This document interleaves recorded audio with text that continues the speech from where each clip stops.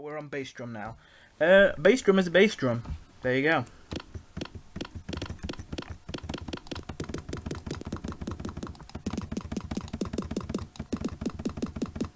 If you want that sound, there you go. If you don't want that sound, this is useless. This is not very useful overall, but I think the general idea is that you put in a sample. I don't know. Can you can you just click and drag the sample in, or do you have to go through? Oh no, I think you have to load it from like here and go through your files to do it. But yeah, you take a sample of a drum, and the main thing that this has going for it is all these fancy settings. Most of them really don't do much but like deal with volume. However, there is a general thing where they kind of have a bit of a kind of initial hit, and then they can separate into like a separate, I think it's the slave area is kind of the fade out, and you can kind of change more than just the volume there. And this sampling ratio also seems weird here, because I believe this is...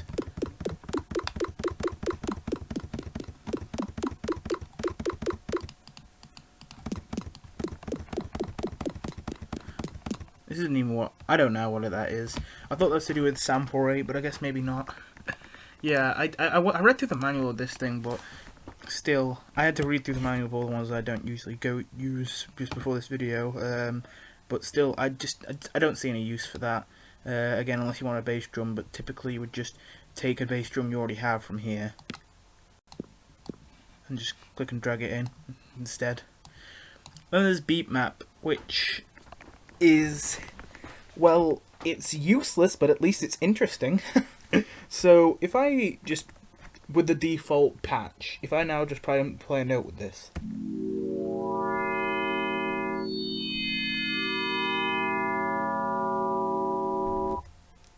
Yeah, it's weird. It doesn't particularly sound good. To be fair, you can make it sound a lot better by changing this from log mode to harmonic mode.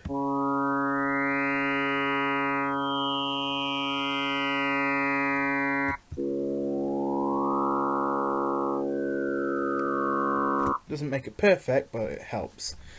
So yeah, what this basically does is you give it an image, and it converts all the red in the the red in the image into sound in the left ear. I think it's the left ear, and all the green in the image to sound in the right ear. So yeah. Now, you may be thinking, what does it do for blue? Because the three primary colours that the computers would use to make up every other colour would be red, green and blue. I honestly don't know, because the manual doesn't say anything about it. The only thing I can assume is that it just simply does not use blue, which seems weird. There is a use blue option over here actually, but in the manual it just says, hey, that means it uses blue. Uses blue for what? Volume in the left ear? Volume in the right ear? Pitch modulator? I don't know what it's using it for. I can only assume that because there's what volume in the left and volume in the right, this is volume in both ears. But then I don't know. I can't tell you.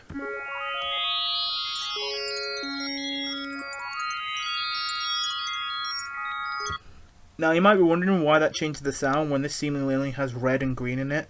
I think it's because of the white. Because, you know, white is made of the combination of red, green and blue. I think that's what's making it so that use blue is doing something. Grainy mode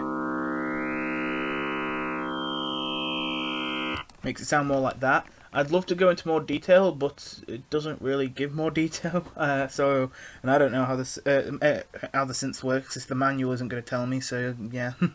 You can change how much, like how long of an amount of time each pixel of the image represents here. And personally, I think it's better on lower settings.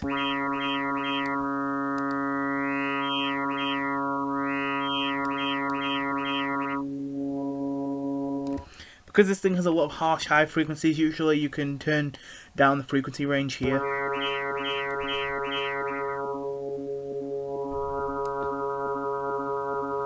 By the way, these modes, I didn't really explain them. Well, the manual doesn't even acknowledge the fact that log mode, the mode it's in by default, exists, so don't know what that does. However, linear mode means that the kind of vertical axis on this image, like the up and down part of it, represents frequencies in hertz, which isn't necessarily the best way to go about things. You'll kind of hear what I mean. It sounds interesting, but it's not really on pitch. Like, if I try and play, like, a harmony... Actually, it doesn't sound as bad as I thought, but, you know. Like a chord, like a triad. But you can hear it sounds better like that. Oh, wow, that's actually a decent sound we've made with bitmap. That sounds like it could be used for some kind of lo-fi thing. But yeah, you can put any image you want in here, but, I mean... It's one of those things, like, if you're really bored and you have no ideas, you may as well just start chucking images in here and see what you get, but, like, as an actual synth to use seriously, can't recommend it. Wait, what even is this? I don't even remember reading about this in the menu. Oh, the maximum height, right, yeah, I think that just controls how high the images can go. Yeah, anyway, oh yeah, you can make it so it doesn't loop. Don't know why you would want to do that, but you can. This widen thing, I can only assume it widens the stereo image so that there's things that can go further into the left and right ears instead of it being closer to the middle. So yeah. Oh yeah, and I kind of got sidetracked. Harmonics is better than linear for most situations because what harmonics will do is instead of it doing it by frequencies, which the frequency gap between the note C and the note D is not the same as the frequency gap between the note D and the note E. As pitches get higher, the frequency gap between two notes becomes larger. So they're all kind of ratios, and because of that, it works better to do it in harmonic mode because that acknowledges the fact that it works in ratios, not like single numbers. So because of that, it will all fit into the right ratio, like depending on what note you start with. Like, it will make it so that every frequency that's produced when I press C sharp is something that can be expressed as a factor of whatever frequency C sharp is, which means that it sounds much more pleasant. So yeah, so that's beat map. Then there's boo bass. I'm pretty sure this is literally just a preset for another synth that they just turned into its own synth. I'm pretty sure I think it's Citrus actually that has this, but yeah, it's a bass guitar. You can increase the bass, you can increase the mid, you can increase the treble, the high end. There you go. That's what it is. Usable. Very narrow usage though, you can't really change it to anything else. Dashboard, what's this? I actually don't even remember this. Oh yeah, huh. So, I don't even know why this is in generators, it doesn't make any sound. To be fair, I don't know what automation clip is in generators either, that doesn't make any sound. This is a weird one. I'm not going to pretend that I know everything about how this works, but basically, I read the manual on this. This is something that's not even really for FL Studio 20. It's for like older versions of FL Studio, but for compatibility reasons, they still have it here. This literally looks like it's from like Windows 98 or something. It's a complicated thing, and when I looked at the manual, it was telling me that, you know, you should really use Control Surface instead of this unless you're using it for compatibility reasons. And Control Surface is one we'll get to later, but what Control Surface basically does is it doesn't actually really change your sound, but it allows you to create a bunch of knobs in your own interface on the screen, where when you turn the knobs it will affect certain settings on certain synthesizers, and you can basically change the way things sound with those knobs. It doesn't actually do anything technically, but you know, if you wanted to make your project look all neat, or you wanted someone who had no idea what they were doing with this stuff to be able to mess around with it, you could create an interface for them, like all these different knobs and buttons that would change things in your track, and then let them play around with it. So basically, in terms of making music, it has no application. It's mostly just for showing off, I guess. Or if you, for whatever reason, work better by doing that. But I feel like that's so much work to set it up in the first place, it won't be worth it. And yeah, from what I can tell, this is just Control Surface, but a really old and complicated version of it, when Control Surface already is not that simple on its own. So yeah, just don't touch it. Direct Wave. So I also, again, read the manual on this. I didn't read the full thing, I read most of it. It was a bit of a long one, this one. Here's the thing, I'm not really big on samples and all that. I tend to like to create my own things, like, electronically and all that. So I'm not going to lie and say that this is my kind of speciality, but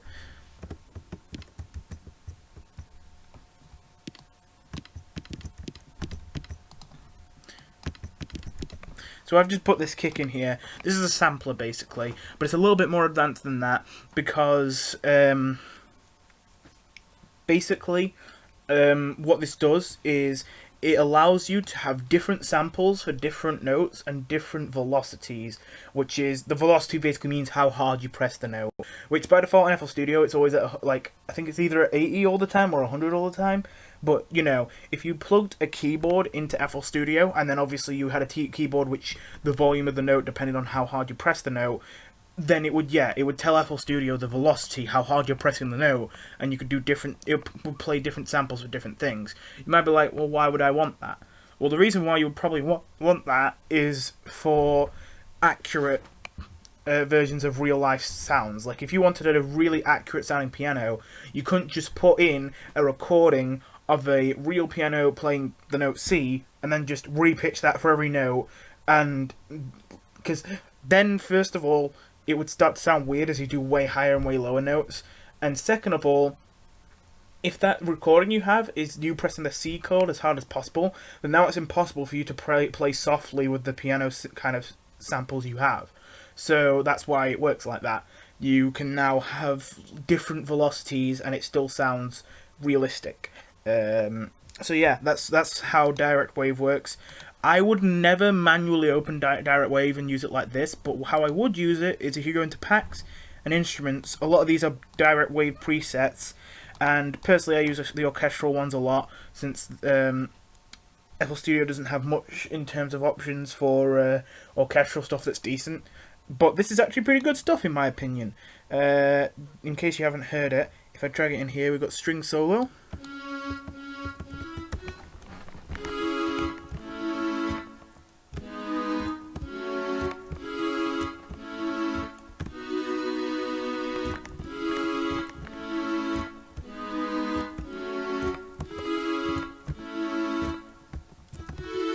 What the?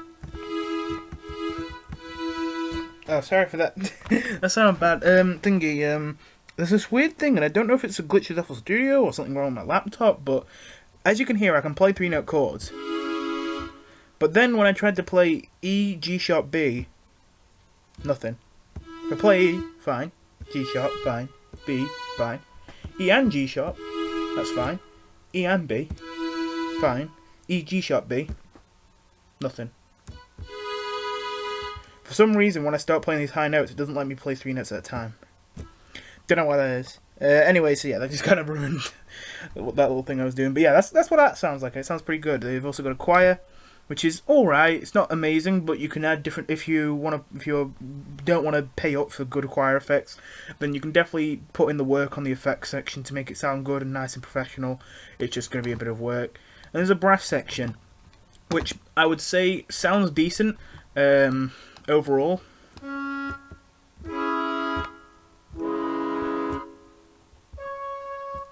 But if you wanted that big, deep, like, kind of brass, this is not it. Because for all of these, I'm pretty sure it's the same frequency range for all of them.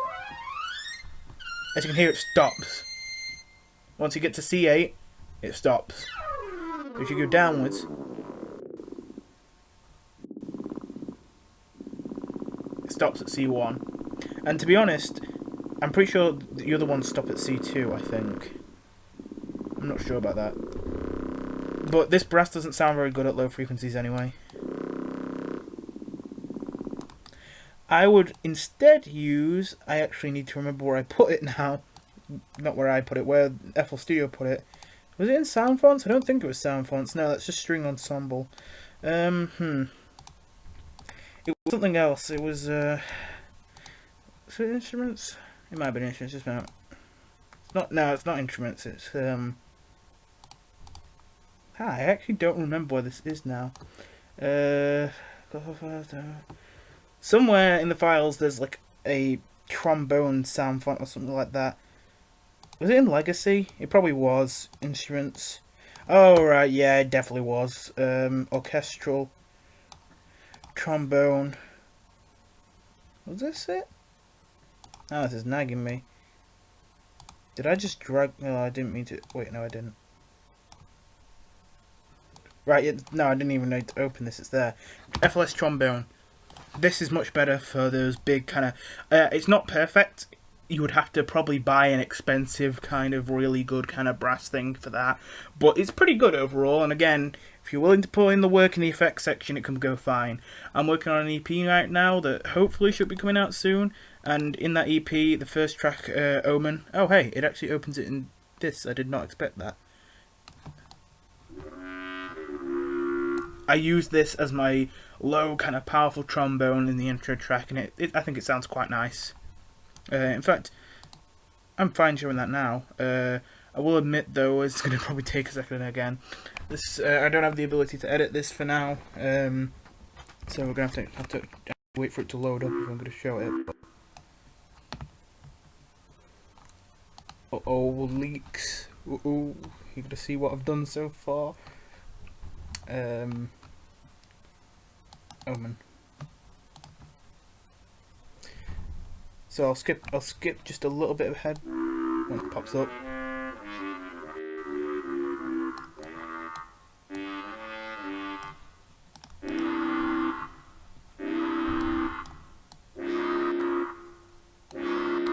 But you can hear that's better for those really low pitched kind of things. So yeah, I'll move on to the next synth once this loads up. And we've listened to it, just a second. I hate how long a delay Groove Music has. I swear Windows Media Player is literally better than this.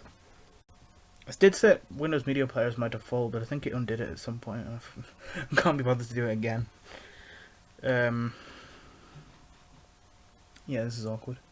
Feel free to just skip ahead 10 seconds, it'll probably be done in that much time.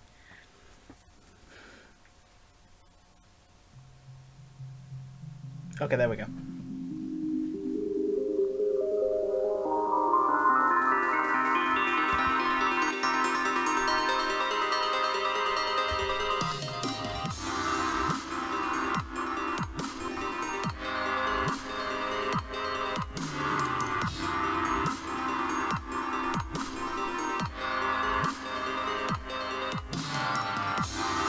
So that is this thing over here. So yeah, it's pretty effective overall. It's not bad. Obviously, if you want the really powerful, like blam kind of, brass, you're gonna have to buy it, which sucks. But or again, just be really good at in the effects section with what you have already. Let's see. I actually lost track of where we are. Oh yeah, it was Direct Wave. Now we're on Drumax. Now, if I remember right, this is. Yeah. This is a drum kit basically. It comes with some pre-made, I don't know if that's the right way to put it, but some sounds that are all very quiet.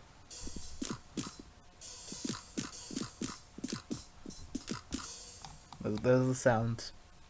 Yeah, this thing kind of sucks. You can basically assign different samples for different, parts of this. There's 16 different banks, as they're called, and yeah, when you go in the piano roll, instead of having notes, you'll have these, which are for the different samples. Overall, I wouldn't recommend. From what I can tell, this is just for putting samples into that kind of format, when you could instead just use the step sequencer inside FL Studio. It's less work. Don't think there's any downside, so I don't know why you would use Drumax. There's another plugin called FPC, which I think is a little bit better than it. I'm not gonna lie, I've not really got proof. I've read a bit through the manuals, but I've not read the whole thing. I've really scrutinized everything. But I don't know. To me, FPC just sounds better. Anyway, there's Drumpad over here, which is one that I was also very quick to be ready to kind of dismiss and talk about how bad it is. And it is definitely too quiet.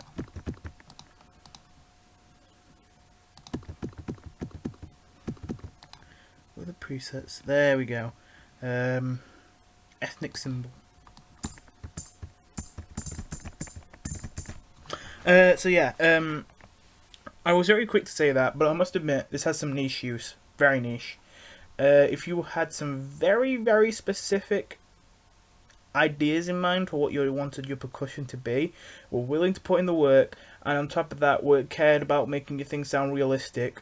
The way this works doesn't just play back a sample; it kind of actually simulates, like it simulates the mallet, like the hit of the drum and all that. It will. I think it even takes into account stuff like weight and all that. It will basically come up with a bunch of different bits of data to try and make it sound like it's more real. It will actually simulate, like, okay, this is the thing it's hitting, this is the weight of the thing that's hitting it, this is how fast it's hitting it, and blah blah blah, and that's gonna have this effect. And I think this is what all this is for, and you can mount that to velocity. So yeah, if you wanted to be really picky about your drums, then I suppose if you're willing to put in the work, then drum pad would have some use. But overall, you can hardly hear the difference. So yeah, not great. Then there's FL keys. Now, this is what our example was for. FL keys is a synth that, I say synth, well I suppose it's still technically a synthesizer, but you know, it's an instrument that a lot of people, you know, meme on, and I'm not gonna say that it's completely stupid that they meme on it. I mean, it's pretty funny. Lol, you still use FL keys. But here's the thing: is it me, or does FL keys actually still sound pretty good? Like, I get it doesn't necessarily sound super realistic.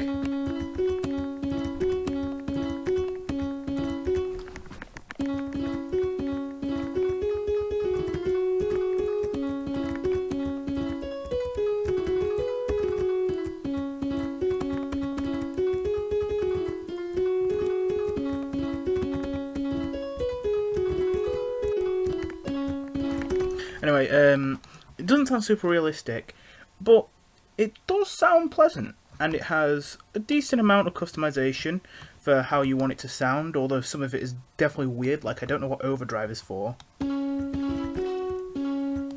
it makes it sound like that. Yeah, you can control how powerful the treble is.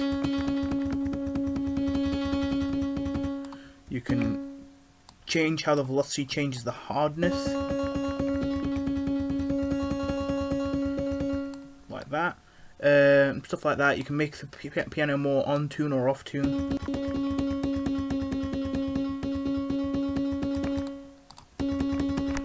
It's all, you know, it's not amazing, but it's some pretty decent stuff. Oh, and muffle.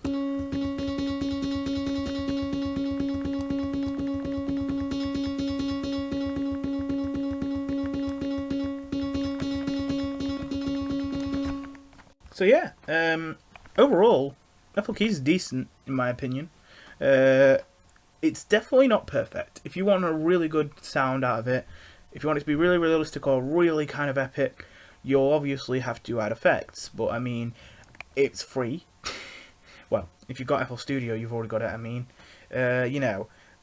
And if you didn't know, you really can waste a lot of money trying to get a good piano. Like, I swear I've seen synths that are literally just pianos, and they cost $1,000. Like, it's... why? Stuff like that. When you see how much people are willing to rip you off to give you, like, a piano that sounds realistic, you start to realise, yeah, maybe I'd rather just stick with FL keys and just learn how to put good effects on it and make it sound good like that. So the first way I would obviously try and change it is there is an amazing effect plugin called OTT that you may have already heard of before, but in case you hadn't, it is a multi-band compressor, and basically all you really need to know is you slap it on its sound and it makes it sound good. Case in point, did I just click Patcher instead of OTT? I think I just clicked Patcher instead of OTT. Let me just try that again. Replace OTT. This plugin is completely free. You do have to add it into FL Studio, which can be a bit confusing, but hopefully there are other tutorials out there for that. Hopefully you can get around it. That sounds nice compared to...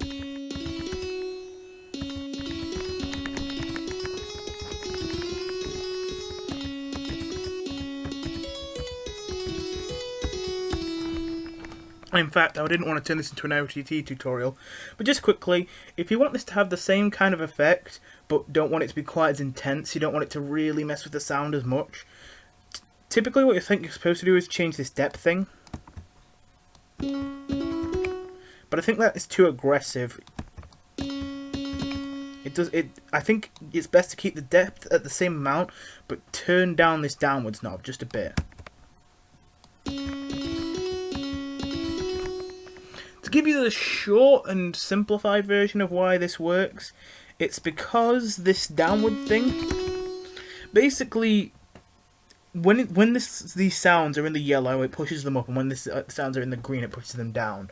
The reason why this can sound bad sometimes is because they can get to the green very quickly, and the green can push them down way too aggressively. And when you turn these knobs, you're basically changing how forcefully the yellow pushes it up and the green pushes it down. So yeah, just make it so the green doesn't push it down so much, and that often is the best way to make it sound less intense without ruining what you have. So yeah, now that's one of the things you can do. You can also just put some kind of big reverb on it. That tends to be very useful. Let me just give an example as soon as it loads up. Presets, Cathedral.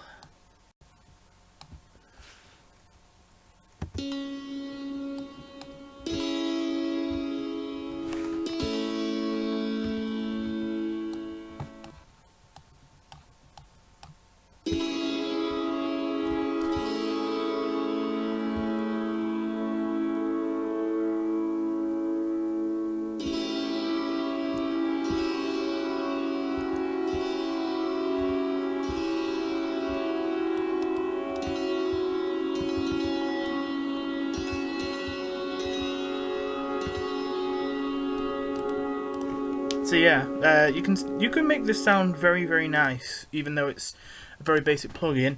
And I think overall, although the presets aren't super crazy, I think that they can also all be used quite effectively. There are only a couple that I think sound so similar they don't really matter that much. But just going to quickly go through them all. That's Broken Piano, mostly because it has a high D tune. I probably won't use this one as much. This compressed piano is very flat. But yeah. The concert piano I sometimes use.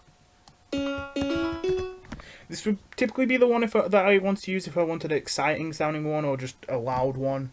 It's not super loud, but I think it's the loudest out of them. At least that's the feeling I get from it. It might not actually be. It might just have more higher frequencies or something.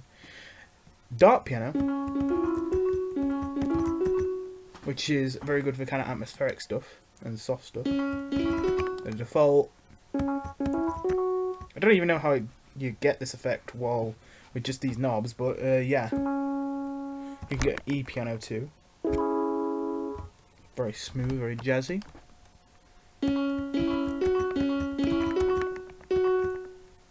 Plain piano. And school piano, I think is the last one.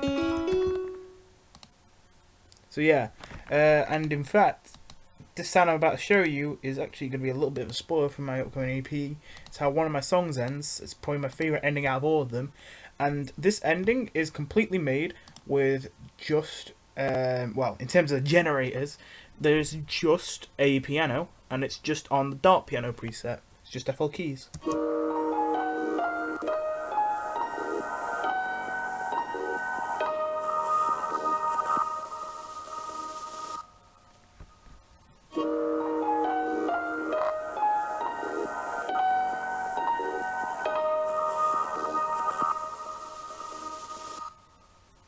So yeah, pretty powerful, I think. So yeah, basically that's my message to say. Yes, there are better things out there than FL keys. However, it's a decent piano overall. I would just say don't just chuck an FL keys on there without putting any effects on it. You should always try and make it sound at least a little different from the default FL keys, in my opinion. I think that it does sound very tacky if you just put on a default FL keys with almost no effects. But put in a lot of mastering effects and all that, you can make it sound nice and different, and you can make it sound very good. So yeah, then FL Studio Mobile. Yeah, you can just kind of, in fact I'll delete this because it's assigned to a mixer track and I don't want that. you can just kind of open the mobile version of FL Studio on here. I'm pretty sure this is literally just an emulator for this kind of thing, and it just loads it up. I don't think you can really play notes of FL Studio Mobile. It's a bit weird. Don't worry about this, it'll fix itself eventually, it's just loading up. Oh my god. I messed up, could I get this before it loads up? Oh my god. Okay, that's just kind of funny though. This is just funny. Okay, now it's getting a bit annoying though, because... Are you serious? Can you just, like, load already? It did not take this long. Let me delete it. Let me try again. Can it even delete it? Come on, man. Oh, is it actually going to crash? I think it just crashed FL Studio. Well, guess we'll have to open a new one. Well, that's a bit awkward. Anyway, so yeah, it is quite literally just the mobile version of FL Studio, which from what I can tell just has a bunch of presets, and you can just put notes down, and that's basically it. So, not really much use at all, except if you just wanted to see what FL Studio Mobile's like without buying it yourself. Or downloading